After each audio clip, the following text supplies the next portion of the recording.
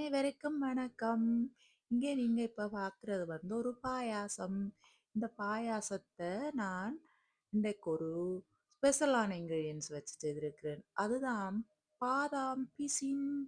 பாதாம் பிசின் பாதாம் மரத்துல இருந்து அதை வெட்டி விட அதுல இருந்து வர பிசின் தான் காய வச்சு எடுத்திருக்கிறாங்க. அதில் ஒரு கொஞ்சத்தை எடுத்து இங்கே இப்படி தண்ணிக்குள்ளே போட்டு விட்டா இப்போ நான் போட்டு காட்டியிருக்கிறேன். போட்டு ஊற வச்சு அடுத்த நாளைக்கு இந்த மாதிரி வந்திருக்கும். இங்கே பாருங்கோ, நல்லா சாஃப்டாக பார்க்குறதுக்கு சினுவை அள்ளி வச்சிருக்கிற மாதிரி இருக்கு. நல்லா சாஃப்டாக இருக்கு, சினு மாதிரி கரையாது தொட்ட உடனே. அதுதான் இது. இதை வச்சு தான் இன்றைக்கு நான் சமைக்காம பாயாசம் செய்ய போகிறேன். சமைக்காம அடுப்பு மூட்டாமல் செய்திருக்கிற பாயாசம்.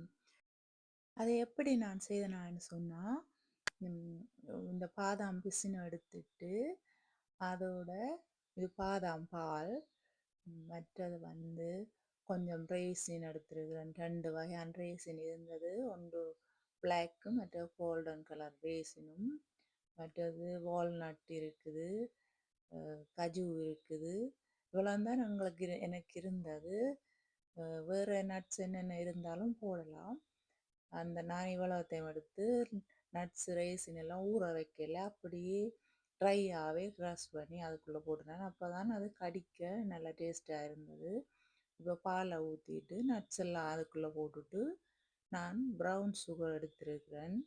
அது கொஞ்சம் நல்லது, மற்ற சுகரை விட எடுத்து எல்லாத்தையும் ஒன்றா போயிட்டு மிக்ஸ் பண்ணிவிட சரி, அவ்வளோதான். ஈஸியாக உடனடியாக செய்திடலாம். ஆனால் பாதாம் பிசினை மட்டும் முதல் நாளே ஊற வைக்கணும். அப்போ தான் நல்லா ஊறி வரும். நிறைய தண்ணி விட்டு ஊற வச்சா தான் நல்லா சாஃப்டாக வரும்.